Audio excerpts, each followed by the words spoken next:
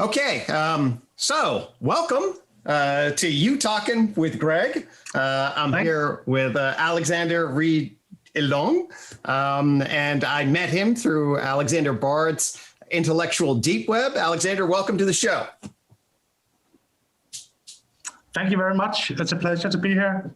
I'm really glad to have you here. This show, there's lots of different possible topics that you and I are interested in together. We've dialogued on the Intellectual Deep Web. We've been on Voices of Vervaeke together on John Vervaeke's program, where me, you, Bard, and John talked a lot about rationality. But before we get into that, how about you just share, I'm a little curious to hear a little bit more about your background and how you got hooked up with Bard and what your interests and vision in this world are.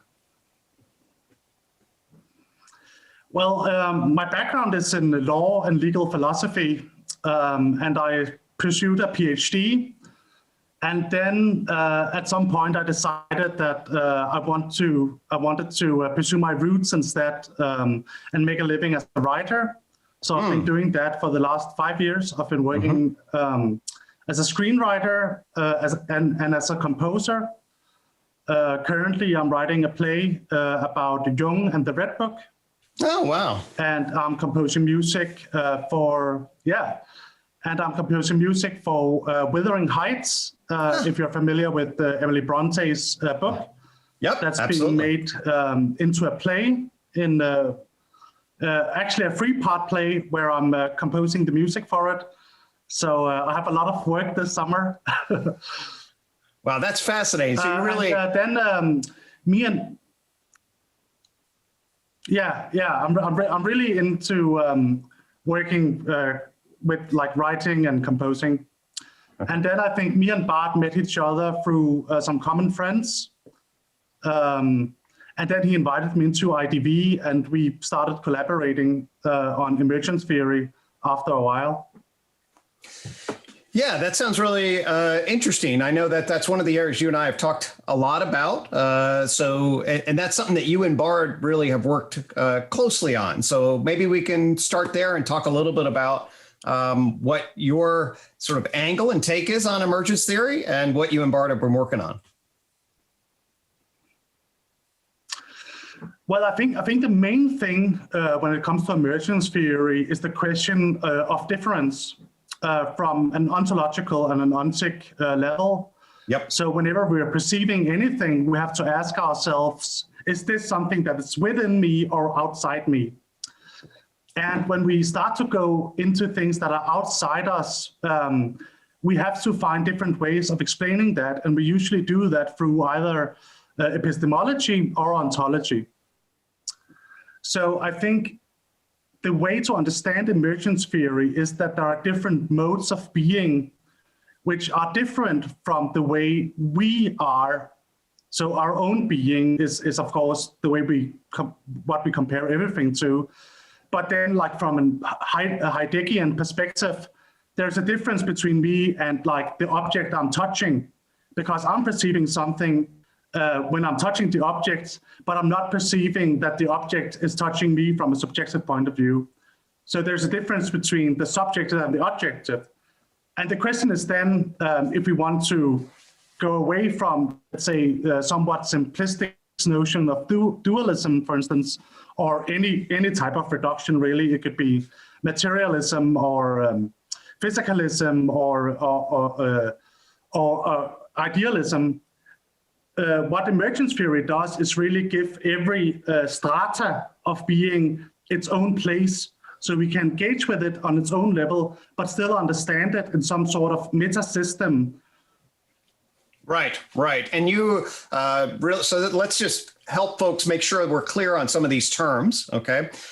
So the ontic refers to the reality independent of the knower, generally. Then we have epistemic process, which are the ways in which we might know. We are situated from a subjective perspective, and at least I would say sort of we're contained inside of an epistemological portal that is our consciousness. That's our window into the world, as it were.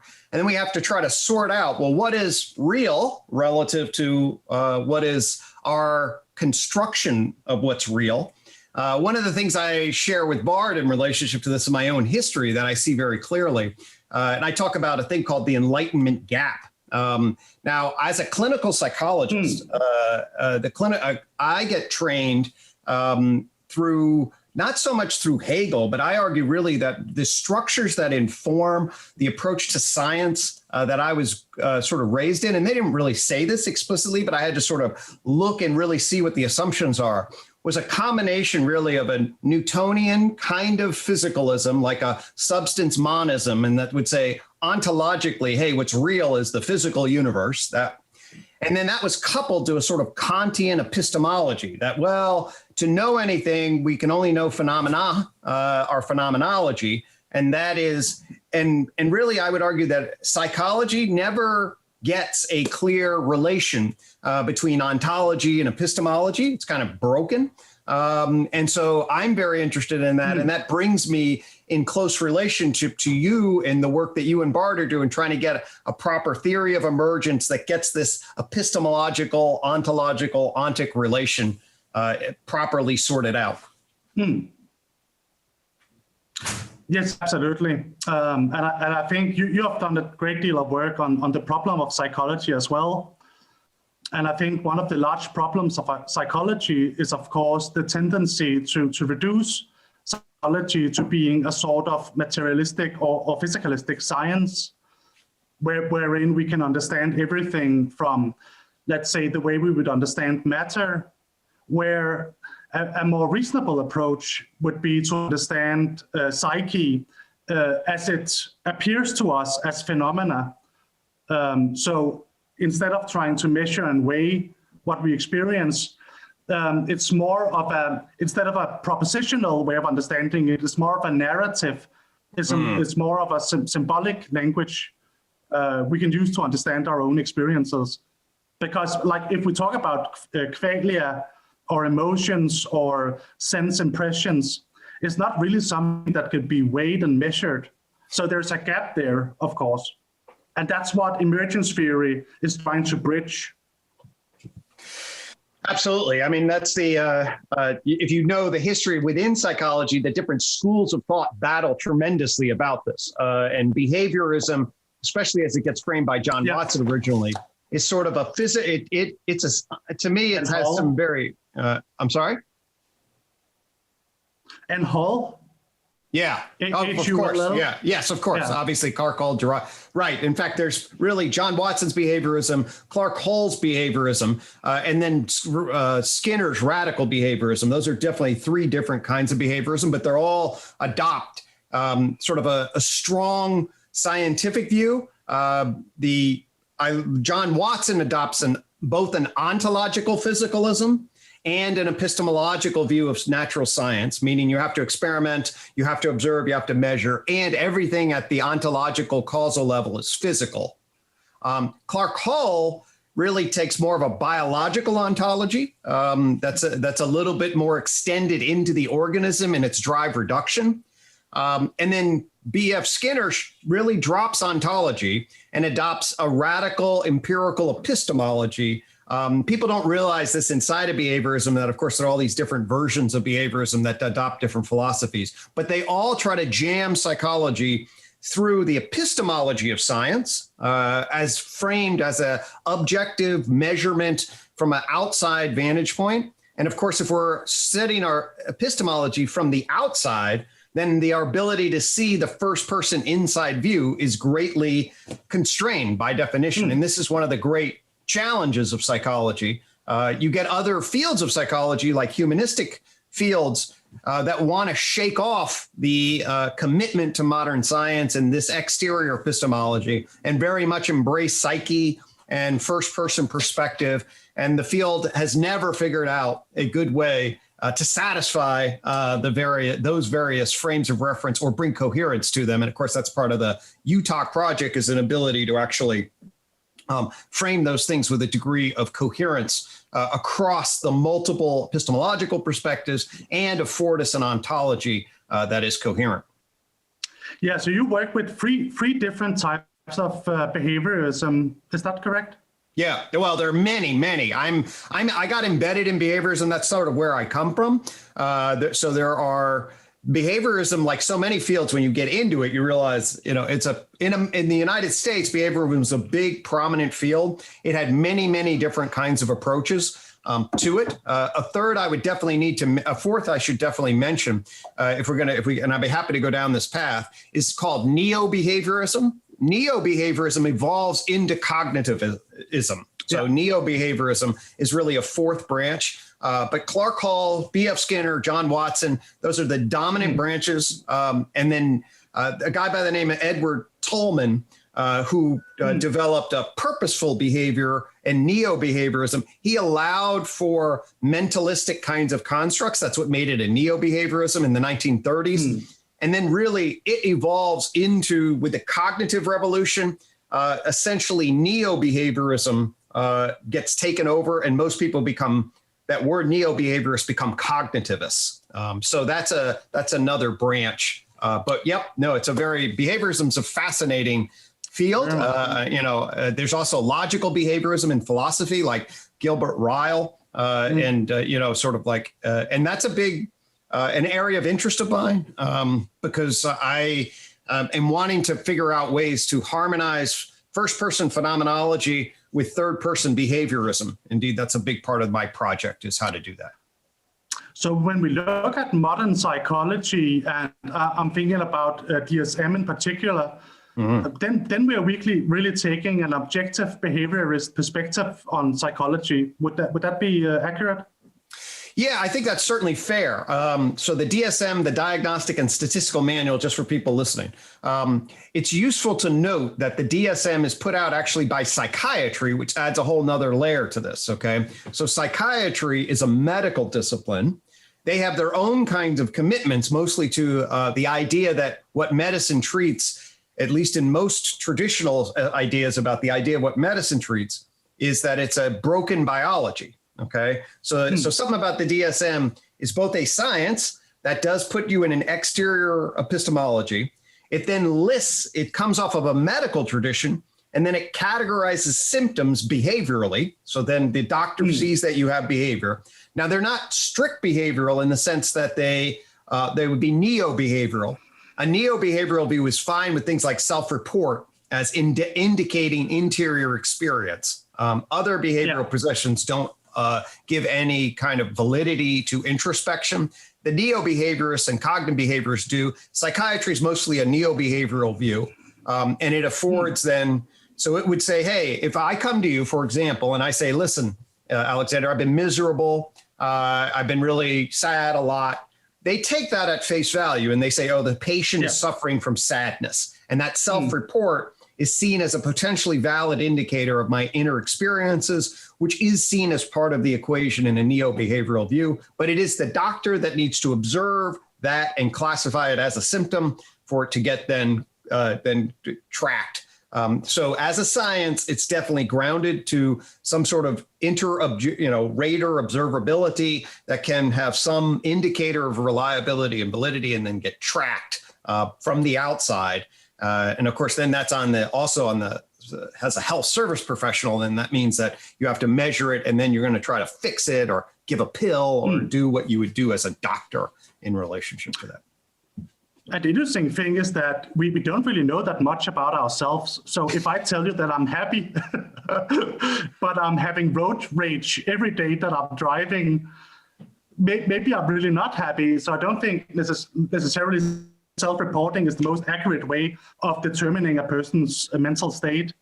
Well, virtually every psychologist will agree with you there. There are very few psychologists that take self-report at face value. The question is not so much whether it is the whole picture. Very few people would say that. The question is, what kind of evidence does it give you, and what does it mean if I tell you that I'm happy? And that's a very, very, especially now, we should also do, one of the things my frame really forces us to differentiate is whether we are talking about ourselves as psychological doctors, okay, versus psychological scientists. That's a whole nother, the class of being the referent point of our position as psychological doctors is very different than psychological scientists, because psychological doctors, by definition, work with real people to try to affect change in some, you come in, you have to bring value. You have to bring reasons that have rationalities, to get back to our early conversation, that have values about what is good and bad. And because now we're going to now do something, and often we get paid by the institution. The psychological scientist is in a, presumably at least, a more objective stance, where the task is not, of course, to create change necessarily, at least depending on your philosophy of science. But I'd say a standard philosophy of science is, well, my task as a scientist is to describe change in the most, and complexity in the most efficient, effective, and accurate way.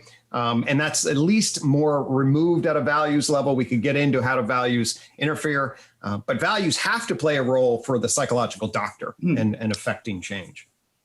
I noticed that you left out the shamanistic psychologist.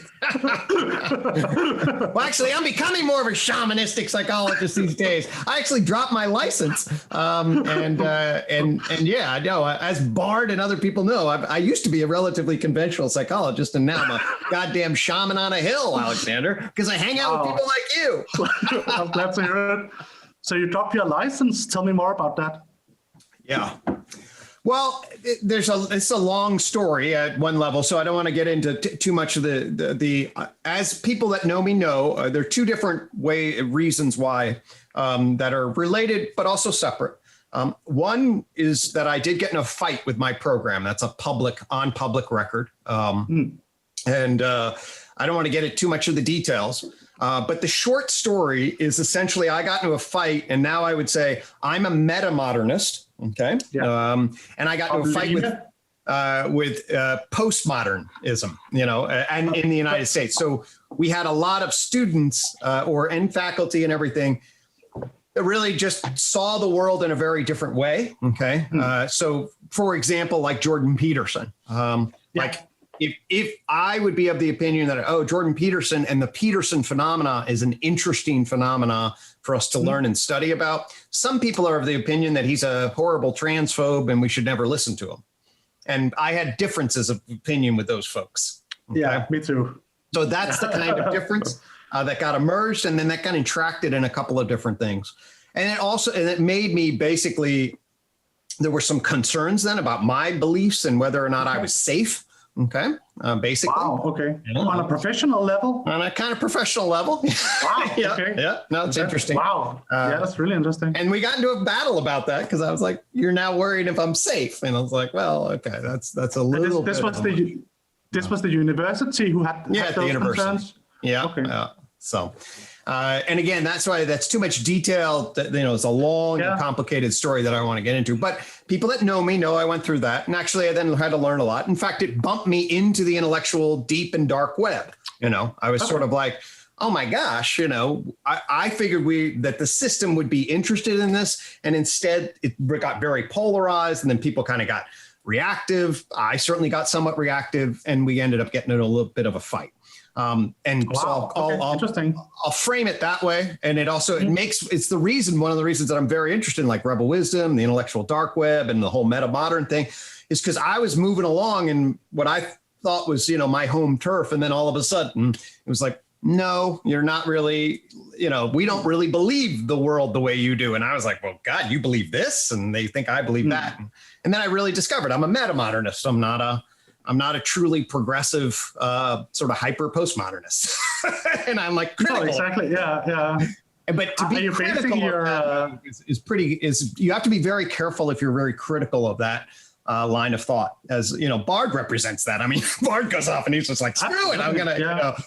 But in the United States, to be a professor, you have to be very, very careful with what you say. And, and so anyway, and I was less careful than I thought I needed to be. And then other people got upset with that. Of course, they have their version about what happened. And I'm not trying to blame anybody. Good for you.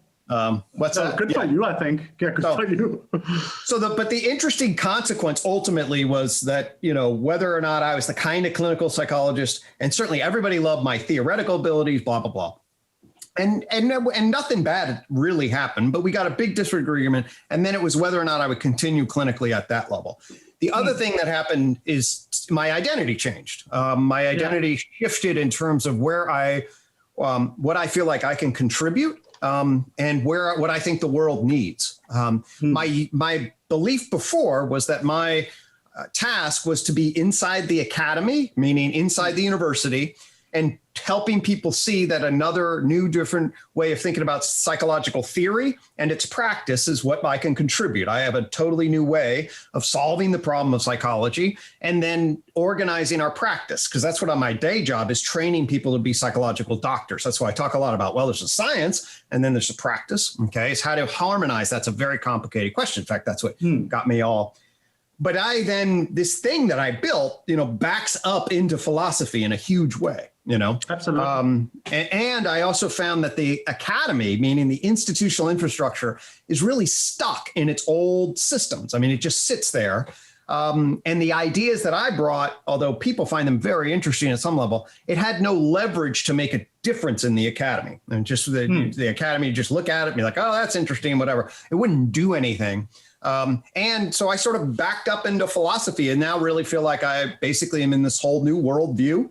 I think we're in the midst really of a worldview change. And so I'm hanging out with people that are sort of on the leading future edge of change, which is sort of outside the academy. And that's where I got bumped into. So that's why I hang out with people like you and Bard and Rebel Wisdom and John Vervaeke. We're sort of this leading edge, which is sort of, of course, I have my whole history in the academy, but really this kind of thought is much more likely to be found on the outside fringes of where there's a lot more freer and less sort of intrinsic inertia and institutionalized code. And I need to get out of there.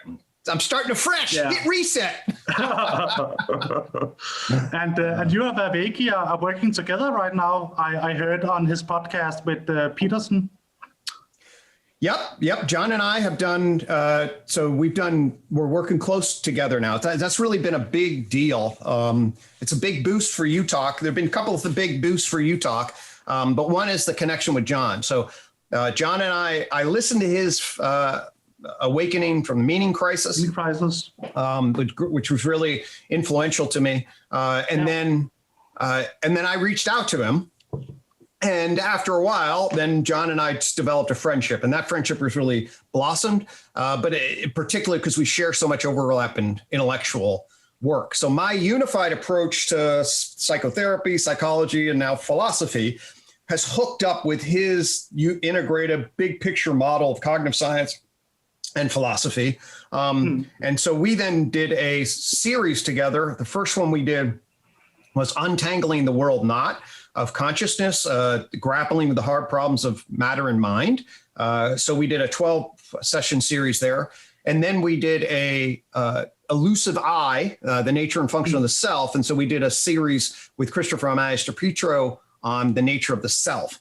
And I'm super psyched because I argue that between John and I, we can now actually define behavior, mind, cognition, consciousness, and the self with a metaphysical, meta-theoretical structure that has never been really achieved before. So we can achieve coherence on those kinds of constructs, which my argument in the problem of psychology, we have no architectural coherence, at least in the Western science systems. Maybe in Zoroastrianism or other things that Bard loves, there's that. But certainly in the Western kind of standard scientific psychology, psychological science, cognitive science view, there's no coherence and meaning of behavior, mind, cognition, consciousness, and the self.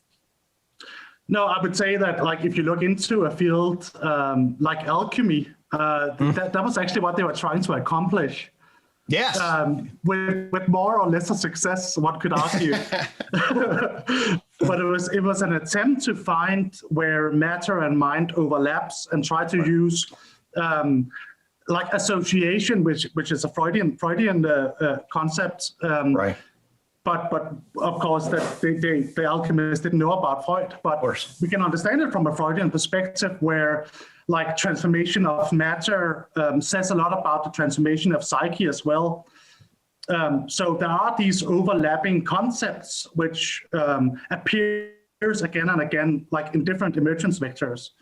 I agree totally. Of course, this also comes down to the way we view the world and perspectivism, of course.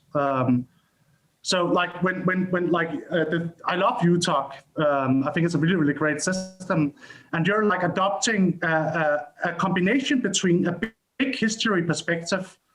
And then now I saw you recently added synthesism, Barth's theory of the subjective agent as a way to understand how these different, let's say, events can be understood. Yes, absolutely. That's always been embedded, but it's now becoming more salient. And I'll mail you an Iquad coin. I've got my Iquad coins. I'll send you one of these. This is an Iquad. Yeah, that's the Iquad coin. And what it does is it represents. So this is I have three major systems that I now say, if I can piece them together, we'll get a synthetic philosophy. So the tree of knowledge, that's that big history view. Okay, that's that objectivism picture of that. What does natural science give us? It affords us a perspective on the natural behaviors in nature. The big history view says that over time, by complexity, they get that frame right, but they don't get all the levels in different. You don't get the emergence quite right. In fact, they completely, if you know the big history frame, they completely overlook the animal mind. It's not even a part. It's just, they put it under big life. So for them, plants and the animal mind and the nervous system are all one threshold. From a tree of knowledge perspective and a problem of psychology view, that's an overstep, an overlooking. The tree of knowledge says actually to get emergence right, we need the thresholds or levels like they get, and they start with that. So you start with energy, and then you go into particles, then you go to atoms and molecules. That's how they start. And they go across scale, like up into planets or stars or galaxies. So that's the first. But then you do this jump. The tree of knowledge highlights the jump as a different kind of emergence when we get into life. And then you have to go at life, then you get the units of information at genes, and then they build cells, and then you get multi-cells. And then you get that across scale, which is ecology. So and then there's another kind of jump, which is then you get the neural network, yoking together complex active bodies in a brain and nervous system. That's an animal. Animals behave a lot differently than the other kingdoms of life. Then you get groups of animals. So you get behavioral ecology, sociobiology, that kind of thing. And I argue that's the mental dimension, really, the animal mental dimension. Of existence. We need to delineate that. And certainly Western philosophy screwed that up. They did matter versus mind, but it's really matter, inanimate, living matter, mental, animal matter. And then finally, over the last 200,000 years, we get into us from primates into hominids, and then hominids into collectives, tribal collectives, and then tribal collectives into talking, narrative, oral, indigenous. In the explosion of modern culture. And then that gives us civilization, and then civilization takes off. It ultimately builds technologies, and hey, we got the digital age, and that's where you and I are intersecting right here along those lines. That's the basic frame of the tree of knowledge. But that's just a scientific, that's a scientific epistemology and an exterior behavioral ontology, which is important, but it doesn't carry the life world, life quest of the individual. Really, it's not the language system of science, as I will test as a psychologist, is really kind of blind to the unique idiographic subjective experience of being as a particular knower with a contingent history in the universe. And that's so how would you engage with that then, like the phenomenological experience of the world as a clinical psychologist? Right. Well, one of the things that I would always say, so if you would come to me or if I teach my psychological doctors, I always say, hey, the patient is the expert on themselves, okay? And what I mean by that is they're really the expert on their own epistemological portal. Yeah. Okay? Now, that's not, as you were saying, that is not their whole functional, okay? So I'm a doctor, and somebody comes to me, in fact, I can tell you many stories where people have like, oh, I'm happy, I'm doing great. And I'm like, no fucking way. That's no way. But if they're being honest with themselves in that moment, that unique perspectival slice of ontic epistemic activity from their perspective is true. Okay. So that's the whole, like Rene Descartes, like, hey, I think, therefore I am, or just this is from at least wherever the contained. So if I'm happy in the moment, then there's some whatever authentic truth to that is in and of itself. And then you then decide whether you're going to share that publicly. Then it becomes a public truth. So I tell you I'm happy. Of course, I might be lying.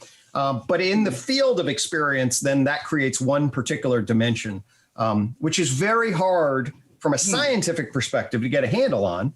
But it is the perspective that we have a handle on as human beings, it's like, so clinically, I often say, well, the patient is the expert on themselves. Okay. And the best therapy, in my estimation, there are a number of different therapy traditions, but the best therapy tradition starts with Carl Rogers. Okay. Okay. And Carl Rogers. Yeah, absolutely. So I argue that all good therapy starts with Carl Rogers. All right. And he was the Carl Rogers was the humanistic force in psychotherapy. And that was in contrast to the time of behaviorism, okay, which looked at from the outside, and then psychoanalysis, which took from the inside, but also away from consciousness. Okay. It was sort of like psychoanalysis, like, screw rationalizing ego. It's underlying id. And that's the lens of which psychoanalysis looks. Super crucial depth of psychology. But from a psycho-counseling perspective, you actually want to start with the subjective experience of being, okay? And then empathize with that ego experiential self portion of the individual. And Carl Rogers teaches you the first basic principles of how to be empathetic, how to be non-judgmental, how to listen deeply, and afford your opportunity to see the self, the whole, which basically, and that'd be a self similar to a Jungian self, meaning a complicated architectural intersection that goes all the way down into the body, through the emotional heart, into the head, different from the egoic justifier, but kind of really, I want to check. Rogers believed that people carried with them, and it's humanistic is in the sense that it's more positive and it embraces human potential. He believed that people carried with them that self operated on an organismic valuing process. Okay. An organismic, meaning it knew if it were given the right contingencies, it would find its way to optimal growth and self-actualization. Okay. Yeah, that's like similar to individuation, perhaps. Yep. Well, you're right. It would come to, like, you would go through developmental stages of flourishing and growth if it's given the right environment. Now, what he argued is that people create contingencies of judgment on that organismic valuing self. It's like, I'll love you, but only if you're the way I want you to be. Like, if I'm a father, it's like, hey, I'll love you if you're a really great soccer player, but if you suck as a fucking soccer player, I'm going to be ashamed of you, and you better hide that. Or if you don't do what I say, I'm going to be ashamed of you. So these are contingencies that people of judgment that people put on people. And what Rogers argued is that those contingencies shrink and create a break between the social self and the authentic organismic valuing process. So people then have a self in here, but it has to be boxed in and hidden, okay, because other people will judge the hell out of it. All right. So what the therapist needs to do is the therapist needs to go and peer into the heart, the emotional heart of that valuing process, and do so with unconditional positive regard. I would not use that term, but this is Rogers' original term. With empathy, accurate empathy, non-judgmentalness, and unconditional positive regard. And he argued that created a client-centered environment whereby I will mirror back to you what your heart is doing, okay? And then that heart, and then through empathy, you will then get in touch with your heart, and then ultimately you can then cohere with that heart and become the person, the potential that your organismic valuing process affords you. So if we look at the things we don't know about ourselves, what would be your ontological explanation of that? So there's a difference here between like the Freudian and the Jungian understanding, in the sense that Freud places a lot of these things we don't know about ourselves in biology, like our animalistic drives, for instance, where Jung perhaps has a more Platonistic perspective, in the sense that these ideas exist in their own right and have their own being. Yeah, this is a very complicated question. I mean, it's but I'll give you a short answer and then we can elaborate. Okay. Yeah. So the straight line answer that really aligns very well with Freud's basic model, and actually Jung's and Rogers, a generalized model. Let's start there and then we can get into some of the specifics. Okay. Yeah. And this actually, my first insight that led to UTOK centers exactly on this issue. Okay. Oh, interesting. Yeah. Yeah. So the first insight that led to UTOK happened in 1996. Okay.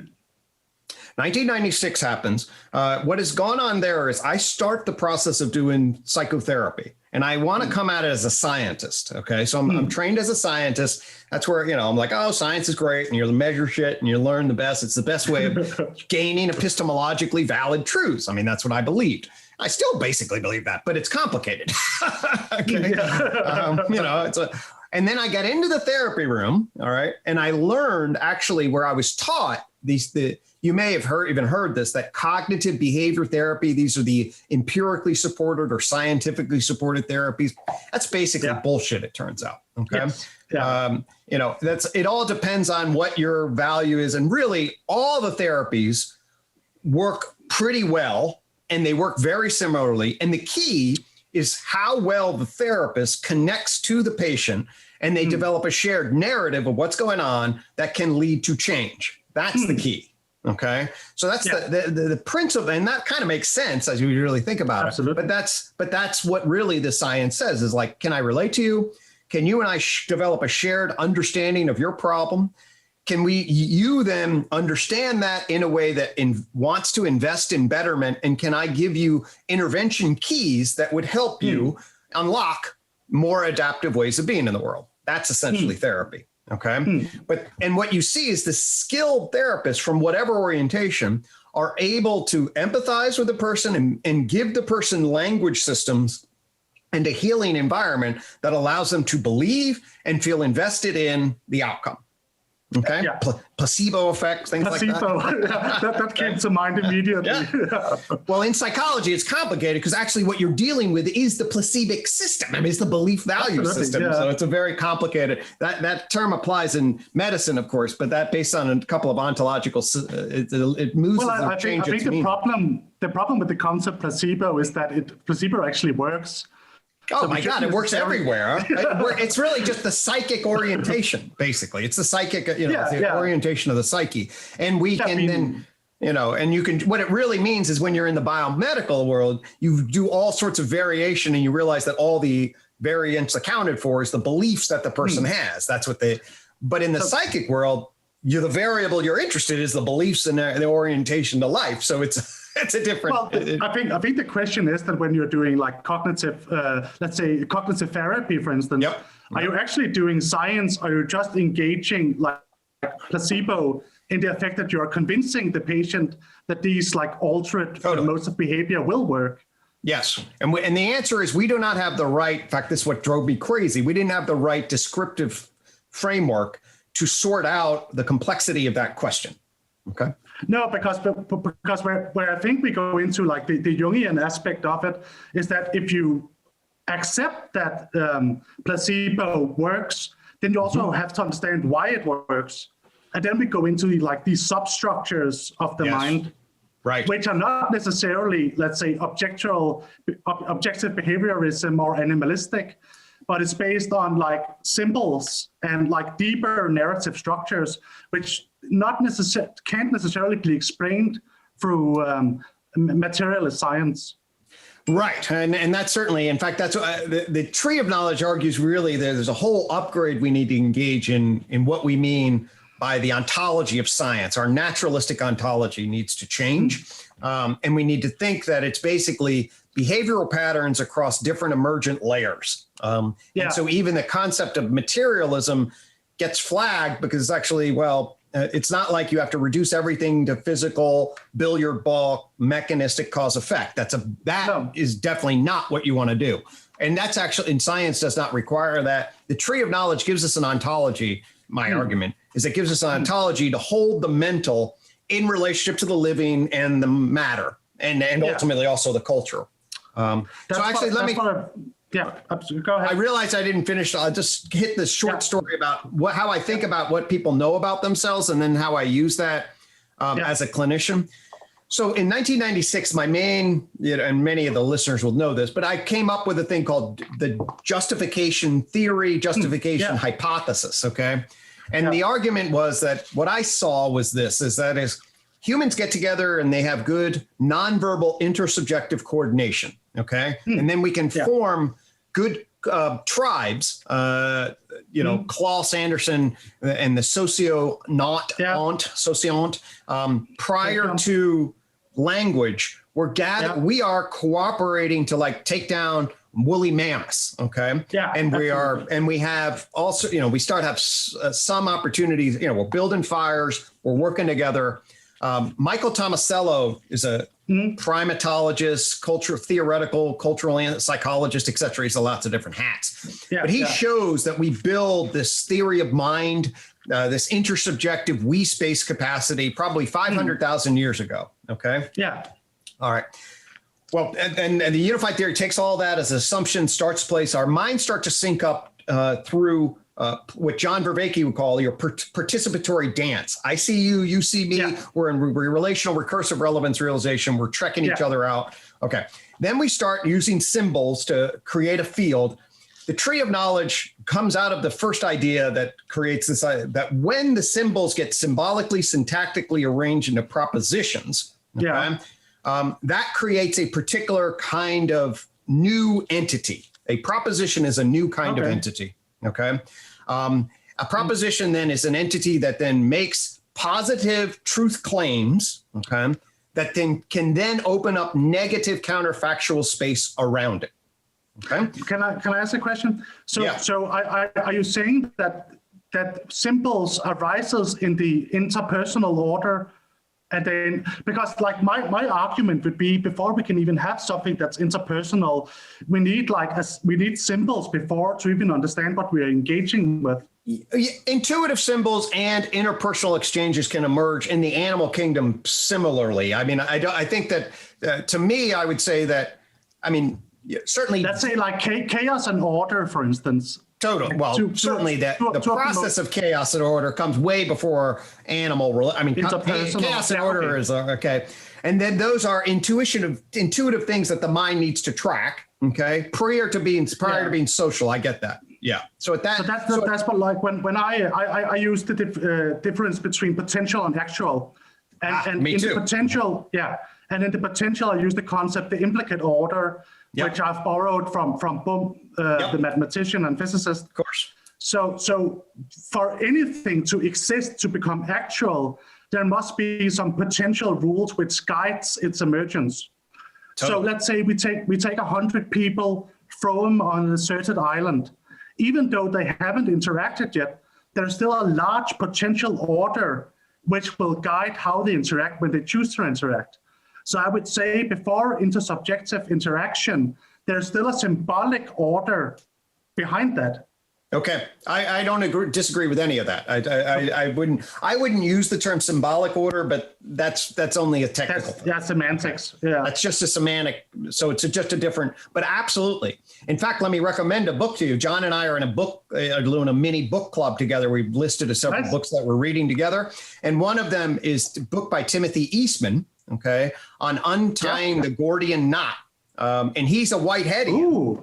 Yep, and so his whole point applies the potentia and actual to quantum mechanics, and then utilizes that as a multi-level scale emergence perspective. This just came out. This book, 2020. Sounds amazing. Yeah, wow. so you definitely need to get. He does the best. We've been talking about relational. Relationalism, perspectivalism, potential, and actual on the IDW list. Well, this book nails that shit, and I really, definitely check it out. It's really good. It takes Whitehead, upgrades it with modern quantum mechanics. I mean, Whitehead knew about quantum mechanics and used this process to good effect, but. This guy is a NASA research engineer and an independent scholar, but obviously knows his Whitehead shit. And he created, to me, it affords the clearest sort of metaphysics for quantum mechanics into the classical world that I've seen. And it basically accords very much. Of course, we all like it when our shit accords with something else. The UTOK has been, has a pretty clear articulation of the relationship between quantum mechanics and the classic world. And this delineates it with a lot of specificity, and it's completely dependent upon the relationship between potentia and actual. And actual, yeah. Yep. And the difference of time and the logical and causal, what he calls logical and causal orders. And he argues that the superposition that's found in the subatomic quantum world is a non-Boolean potential logic that then collapses into a Boolean logical order when it jumps into the actual, which then the macroscopic actual world operates in a classical Boolean way. So he affords a nice connection there. Have you read Quantum Mechanics and the Philosophy of Alfred North Whitehead by Epperson? Actually, this is that's who he bases it off of. So, okay, that's where exactly where it comes from. Epperson is his main quantum mechanics and Whiteheadian. In fact, the whole the relational framework, he calls it the low guy framework, which is I don't know if I'm saying that right, but it's basically he builds off of Epperson's stuff exactly. So great. Yeah, because I had a great experience reading Epperson, and like he was the one who really made me understand that potential is everywhere. Like it's not confined to subphysics. It's not confined to quantum mechanics.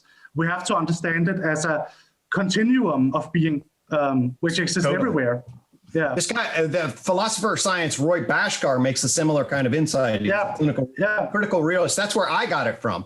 So Roy Bhaskar divides ontology up into real generative mechanisms, which load the potential of actual. So real generative mechanisms, and then they jump into actual, and the distance between real generative mechanisms and actual are potentia. And then he also then has another category, which I think is interesting, which is actual to empirical. The empirical positions the actual in relationship to the perspective of the whatever knower you're talking about.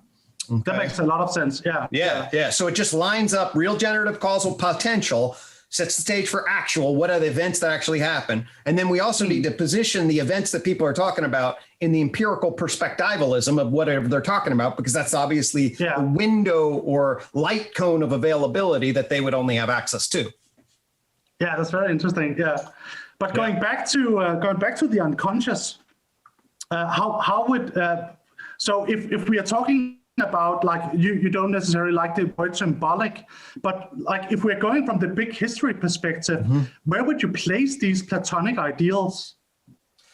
Okay, well, right. All right. The Platonic ideals of like core forms that give rise to that are I'm basically a Aristotle Neoplatonic person. Okay, so essentially, like I would, as well.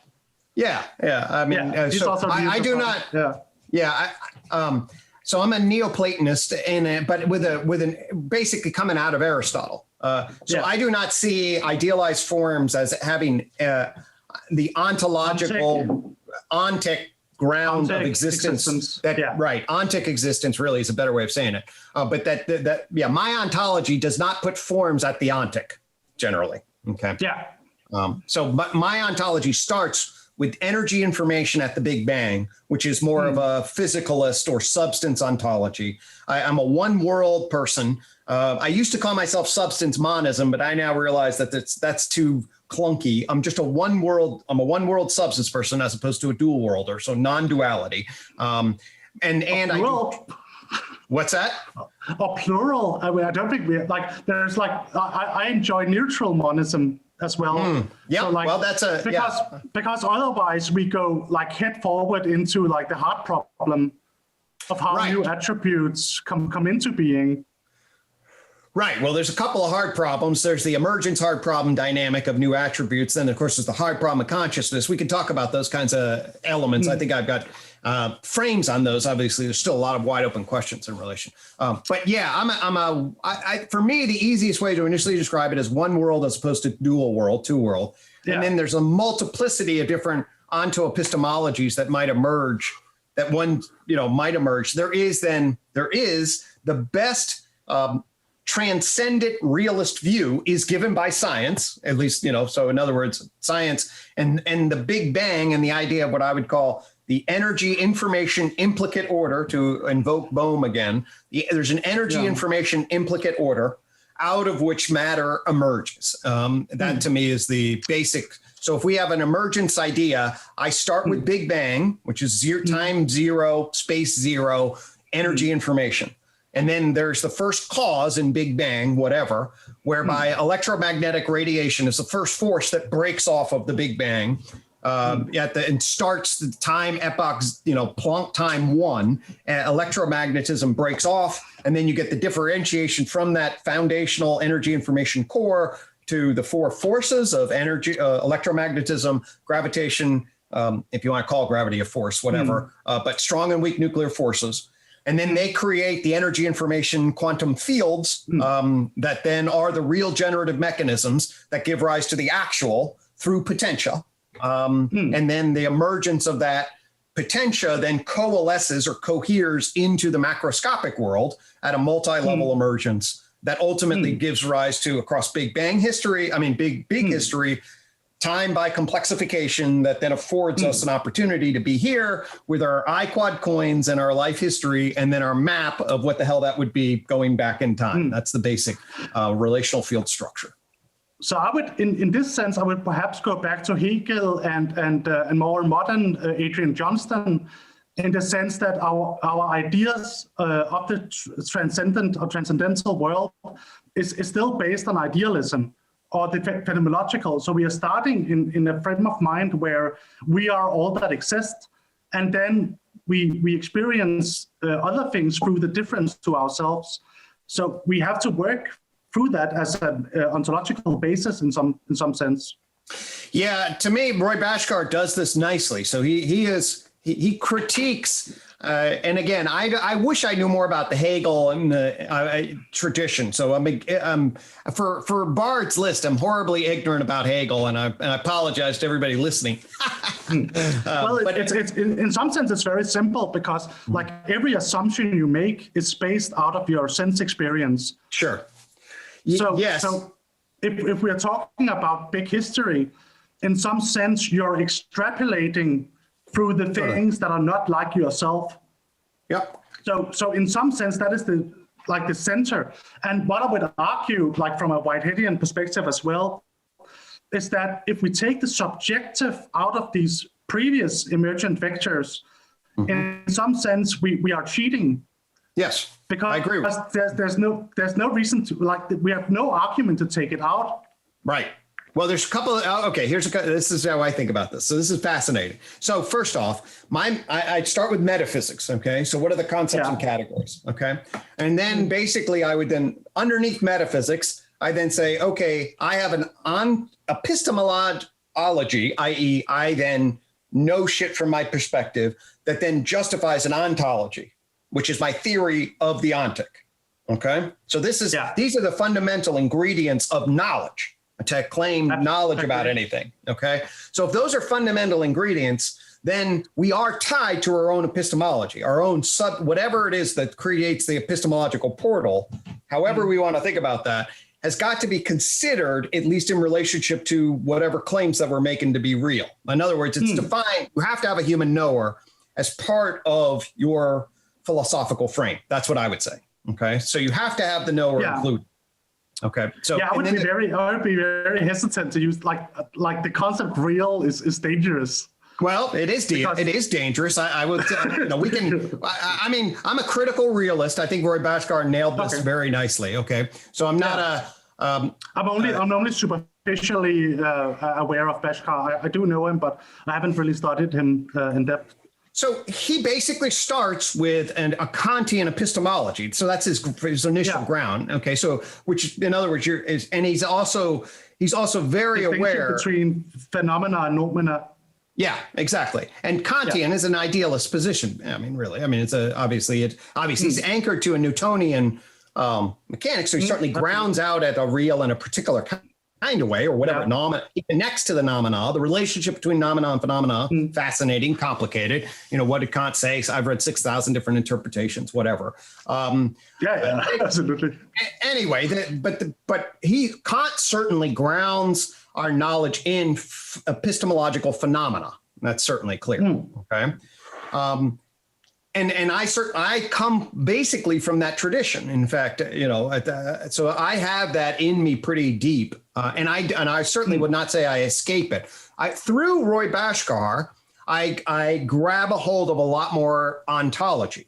Okay, and you certainly can't reduce the ontology to epistemology. That's Roy Bhaskar's point. Like, don't reduce your as if the only thing that exists is your ideology, your idealism. I mean, that becomes idealism at its reduction, and it loses the grip of ontology. So Roy Bhaskar basically then says, no, he has what's called the TINA framework, which is there is no alternative for an ontology, which basically gives rise to for example, the argument that Big Bang happened. Okay, so let's take the concept of Big Bang.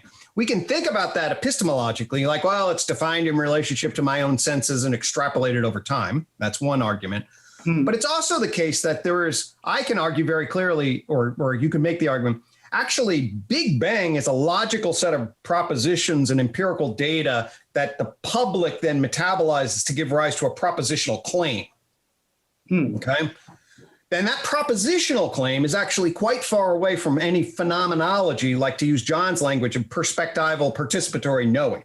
In fact, the Big Bang could be 8 billion years ago, where all space and all time are collapsed into a fucking thing, is so far away from my phenomenology. You can argue, I would certainly argue you can argue that's a propositional ontological claim, okay, that's based more out in the propositional deductive or inductive or abductive reasoning that is actually very far removed against our human experience. Okay? Yeah, because I would argue that saying first was the word is actually closer to our phenomenological experience of existence. Yes, I would agree with that. Yeah, so absolutely. I think like these different ontologies connects to different epistemologies in the way that if we are trying to examine matter, symbolic narratives doesn't make sense. But when we're trying to explain meaning, or we are trying to explain, other things, then other languages starts to make more sense. And I think like the project should be how to find a nexus between these different forms of understanding. Totally. I'm very fond of the concept nexialism. I haven't heard that. So no, apparently also, but it comes from an old sci-fi book about like a spaceship filled with different scientists in different fields, and the one person who could translate the information between them is the nexialist. And he I love that. Thank you. That makes my day. Yeah, because actually that's what I feel like I developed with this system. I did it sort of in psychology, and it's like I often talk about it sort of a Rosetta Stone system. It's like I can kind of speak everyone else's system with this thing. You know, that's wonderful. I love that. I really love the concept of nexialism, and it ties in with Nietzsche's perspectivism a lot as well, because I think, and this is from Hegel as well, before anything can have meaning and before anything can have truth, we need difference. Yep. So like, let's say Gertrude Stein, a rose is a rose, right? Mm-hmm. Okay, the rose means nothing before the rose differentiates itself from the rose. Right. So A is A. Hegel says A is A. That's a false statement, because A becomes nothing. You need A to be something else. A prime or whatever. Yeah, A delta, you would say in math, right? Yeah, okay. Yep. Yeah. So before anything can have meaning, there must be a difference between it and the real. And that means it's always limited. Yep. So what I'm working on is trying to find these bridges. And I'm very inspired by Marcus Gabriel, a German philosopher extraordinaire. Yep.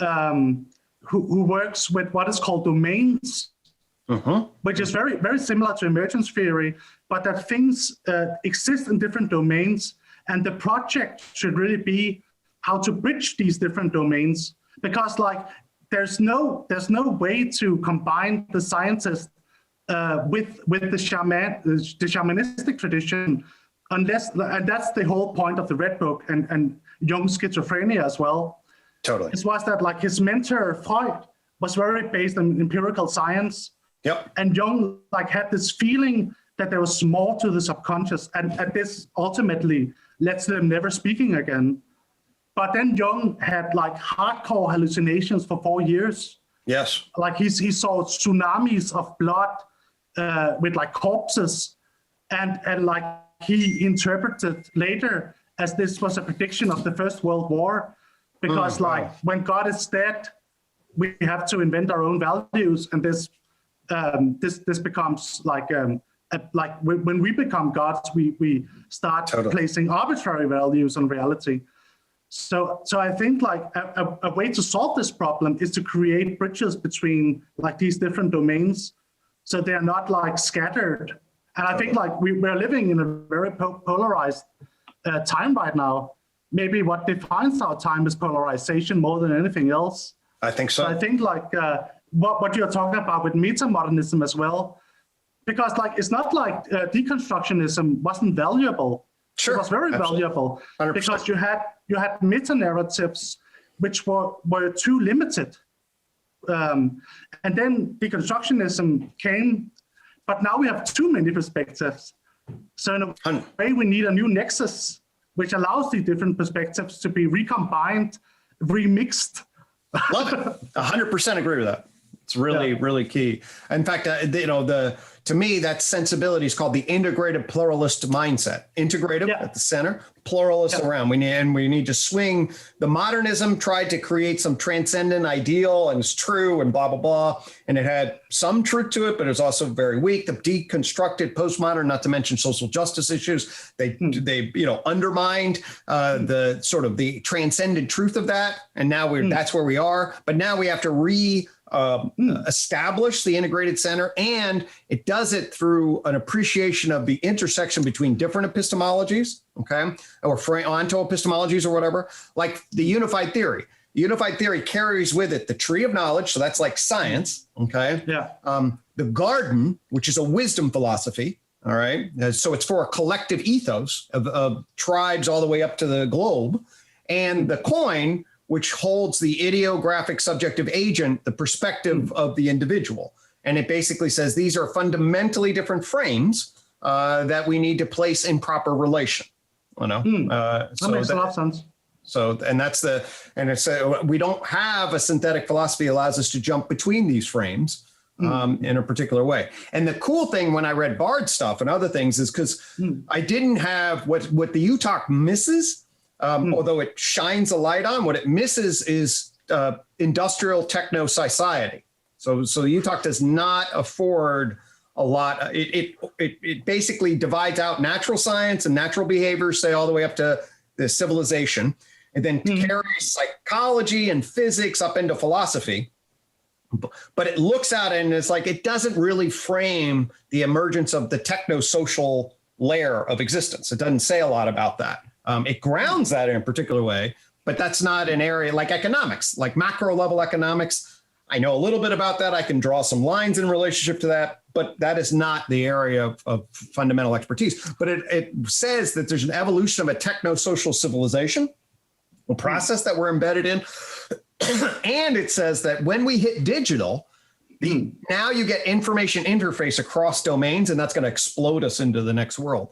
So then when I saw Bard's work, I was like, holy shit, Bard's embracing the techno-social, he's pulling Zoroastrianism and other versions, and then framing Syntheos as a God we create in relationship to the, this 20th century. And that amazingly aligns and fills in a huge number of gaps. That's why I was like, oh shit, I can grab a hold of Bard. He brings a different perspective, and that fills in key gaps. And we can have different, narratives. I'm an Enlightenment 2.0. He's Dark Renaissance, whatever. But but the future will afford an integrated pluralism across a wide variety of different domains, just like you said. So how would we go about creating a bridge between, let's say, the phenomenological and the materialist views on psychology? Right. Well, that's it's a hard fucking question because that's the whole unified theory project is basically the reason I laughed is that's essentially the unified theory project. I think you have a really nice schematic, but I'm talking about a practical solution. So how, like, if we're talking about Okay, so do you know Luhmann? Luhmann? No, I don't think so. Niklas Luhmann. Okay. Oh, I think I do know that. Yeah. Mhm. So okay. So the way Luhmann describes when two different modes of belief meet each other, they will always be in competition with each other, and you can perhaps create like a Venn diagram where there's an overlap. But his system is called double contingency. Okay. And double contingency is not necessarily focusing on the overlap, but creating a larger understanding wherein both can coexist. So what I really like about TOK is that you have a very well-defined schematic of how these different belief systems relate to each other. What I would perhaps argue is needed, or it could be a next step, is how do we create larger systems where they can communicate with each other? Absolutely. Well, that's actually, so I'm working with a guy by the name of Corey David Barker, who developed sort of focused mostly on epistemology, but developed this macro level, and really for his doctoral dissertation, I think he's going to develop macro level system that is essentially sort of an algorithmic computational recursive angle that affords much more like semantic, syntactical interface between systems in a more sort of formalized way than you're describing. So, I mean, so it's a really fascinating thing. But the point of it is, I have to look into it. Yeah, it's really interesting. When you're talking about computation, it almost sounds like it would be a reduction again. At least to my ear, I might misunderstand it. And I'm just briefly summarizing it. So he's a very thoughtful and not, in my estimation, he's and what he calls it the arc modernism, which is what he basically my fifth joint point and maybe Cynthia's digital age, and the integrated pluralism. It's basically, my point was it's a very similar kind of vision of seeing the nexus interface system to get systems to talk to each other and to create an overarching system that affords the pluralistic beliefs to retain their integrity at one level, but also synergistically interrelate at a higher order. Basically, that's so that's the. I was just saying, there's a guy has a vision for an architecture that's very similar to what you were just describing. From the tree of knowledge perspective, absolutely. Yeah. I mean, there's. It's a golden thread that needs to be woven together with other threads to create a whole blanket or a tapestry or whatever. Okay, so because I think we should avoid assimilation or integration, because that would lead to reductionism. Well, certainly then you will be framed in either materialism or idealism. But I think the next step is to create something that can embody both perspectives. Right. Well, we need an emergent relationalism. Absolutely. Yeah. And in fact, actually, that's what Eastman basically describes. So the Whitehead and the Eastman book. So, and that's certainly where the UTOK is definitely, I don't think the UTOK collapses either into a reductive materialism or an ontic formism. No, it's more a schematic, right? Currently. It's definitely a schematic. The other thing that I'll say about it is that it's grounded, historically grounded in a very pragmatic problem, which is the problem of psychotherapy. And that is the problem of psychotherapy is what is the continuum of human functioning at the psychosocial level or human psychological level? Okay. So it's like, what is that from a adaptive well-being living perspective? And that's essentially what psychotherapy has to deal with. So you have to then say, hey, who is dysfunctional and in distress on the continuum of psychosocial human psychological functioning? Because I would argue that a large part of the current meaning crisis is based on our lack of a connection to a grand narrative. Totally. 100%. So basically, so like new atheism, and let's say also all these secular belief systems which are trying to replace God in some sense, like feminism and critical theory. In some sense, they're trying to replace God with what I would describe as a very materialistic system, because you're focusing purely on dominant systems, for instance. But I think that there's a truth in it, but I think we could connect it to a higher a higher narrative where it wouldn't necessarily create as much polarization as it's doing right now. I have that meta modern spiritual view 100%. I mean, that is definitely, I mean, first off, I'm raised as a new atheist. So that's my origin. Me too. But then I rediscover, or, what somebody like Bard would be able to see very quickly. I mean, that means I basically got framed into a concretized version of Christianity, meaning, hey, you believe that there's God. He made you in your image in a very specific theistic way. And that has to be the truth, that he gave his only begotten son. You believe that literally, or else it's all a fraud. And then science comes along and says, oh, it's all a fraud. I mean, this is the tension. But then we go back to like the problem of propositional knowledge versus like narrative knowledge. Totally. I'm just saying the simplistic new atheist claim is that. That's all. Yeah. I would say that they're avoiding the question entirely of narrative knowledge, in the sense that, like, if you take the biblical narrative of like the earth is flat, from a scientific perspective, that's nonsense. But when we look at the world outside our window, it appears rather flat. And when we look at the sky, it appears as a dome, and rain comes down from on top of it. So I would say there are different categories of truth. And the problem is that because materialistic knowledge was such a strong influence on our development, we have divorced ourselves entirely from the truth in narrative knowledge. 100%. So I would say, and I think this ties into the problem of psychology as well, in that, like, we are defining things, we're defining psychological suffering as though there were medical problems, where they're not necessarily based in a materialistic world. 100%. So I think we need some ways of making those two systems of thought interacting again. I 100% agree. I mean, the UTOK is fundamentally about changing the conversation and seeking other seers that can change the conversation along those lines, because we need an upgrade in our worldview. There are paths to do that, but we need a real movement to, reset our fundamental worldview, the nature of humanity and the human condition. And if we're going to really move the system in the back half of the 21st century, assuming we have that much time, we have to reconsider foundational elements. And I really like Bard's mythos, logos, and pathos. In fact, I would say that sort of at least scientific logos is given by the tree of knowledge. The garden, the whole thing is a mythos, really. It's a fundamental story about what we can be, about how to align ourselves collectively with an ethical transcendent view.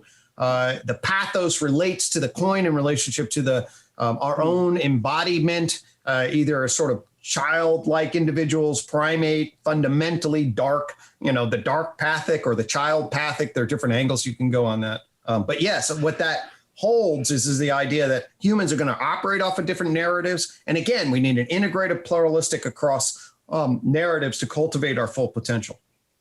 I think the question is the resurrection of God in some sense. Well, I think because I'm writing about the Red Book right now, and right. Jung's big problem, the Red Book, is how to reconcile the scientific part of his mind with the spiritual part of his mind. And in some sense, like those two aren't able to unite until he goes like into hell.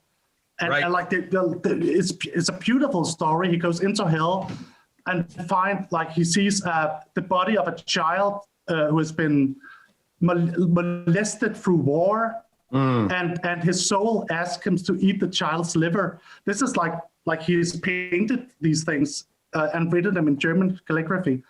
Wow. And as soon as he accepts to eat the child's liver, it emerges again as a beautiful woman who is his anima. Huh. It's a bit dark. No doubt. Well, that's the dark pathic. But in some sense, I think the question is how to resurrect God. Yep. Because like enlightenment killed God. So the question, how do we resurrect him? Like what is the new, because our highest ideal is God. Yes. Mm-hmm. That's like so for me, right. Yeah. So for me, here's how I did it as a new atheist and committed to a naturalism. So I'm a one worlder. So at that level, okay. But this is what Bard helped me with this. I was on the path to this, but Bard Cynthios helps me do this, okay. So that now I figured out how to believe in what I believe in now is the concept of God, okay. So I believe in the concept of God, and that's a really pretty easy thing to believe in at one level, okay. Well, you can believe in every concept, like well, the concepts exist. Concepts exist, yeah. I believe concepts exist. So here are a couple of intersections that happen for me. So first off, I completely agree that scientific materialism does something to the human soul and spirit. You know, it makes it consumeristic, it makes it hedonistic. We need to be aligned towards our potential in a particular way, and the materialistic image that I sometimes get manifested, we're just a bunch of chemicals, okay? Especially then contrasted to eliminate like the idea that there is a real God who loves you.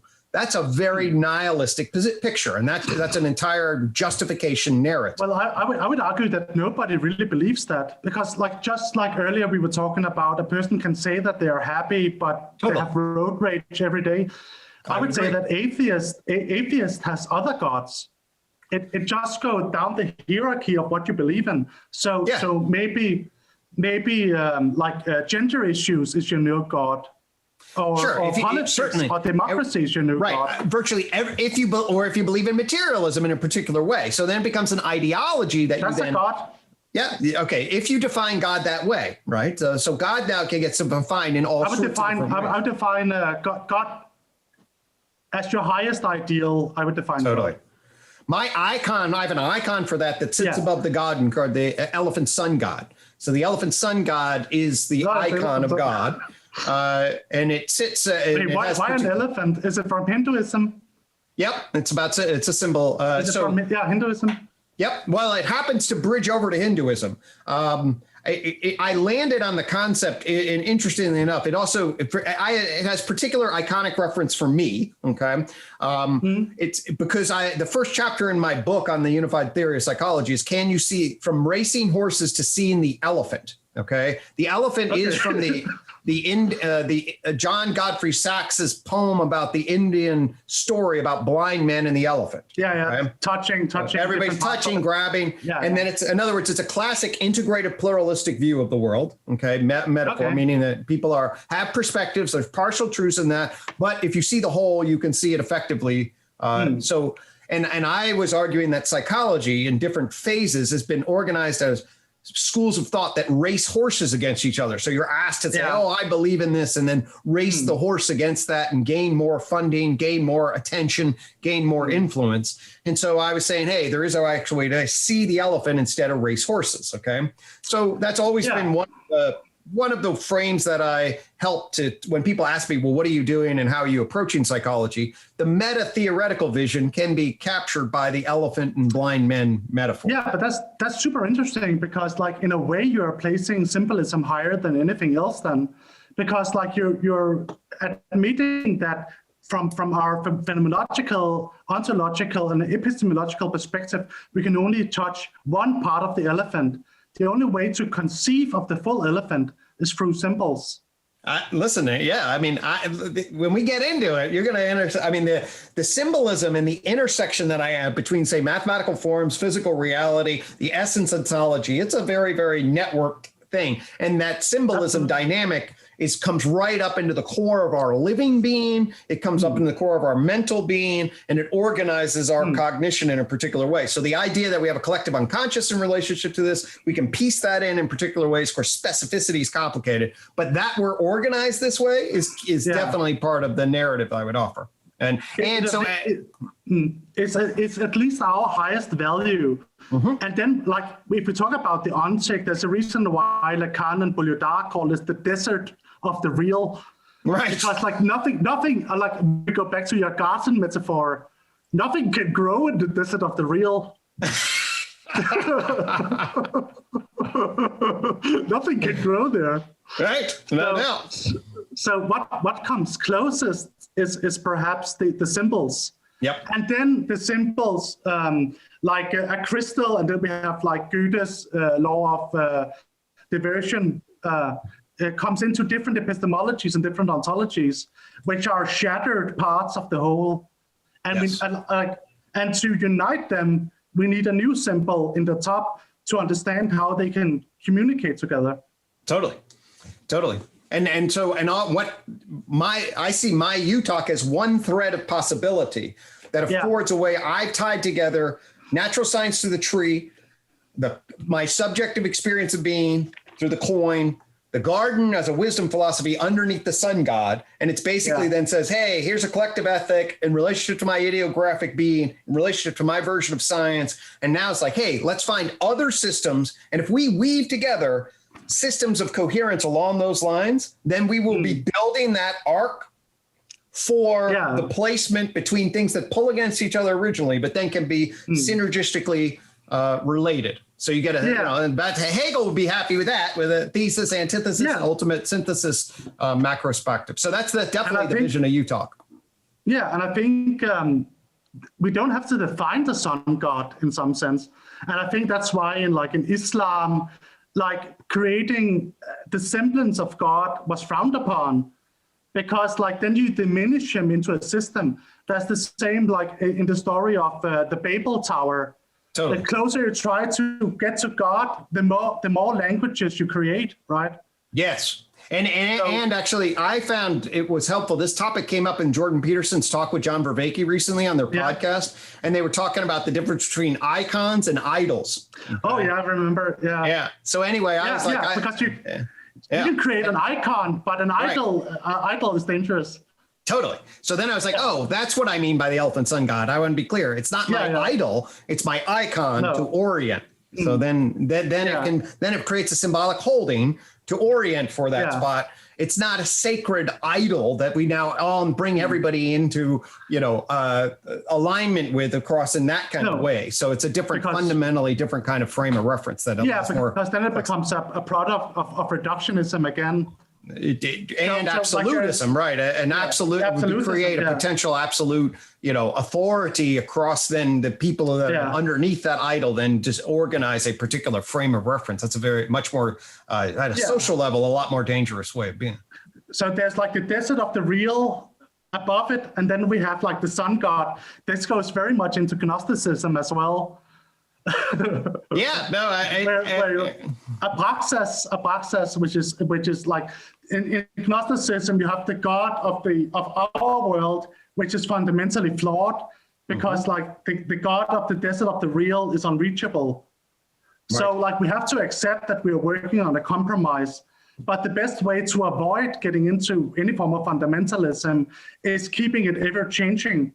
And I think this is a story of the Bible as well. So God has to die and be reborn in order not to stay dogmatic.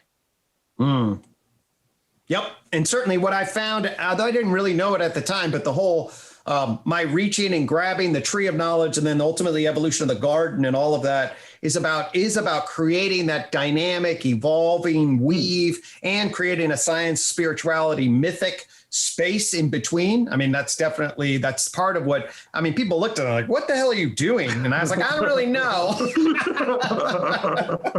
Jung would appreciate that. I don't really know. I'm getting called to do this in a particular way. And that's really what it was. It was a call to, build bridges between science and spirituality in a particular kind of way. And that's what it sits as. And that's what I believe is part of the great task of us in the 21st century is to figure out. I completely agree. That's also why the play I'm writing now is so focused on the discussion between Freud and Jung, because that's really the divide. And the key is trying to find a perspective which embodies both. So I think you're very right in that this is our great question.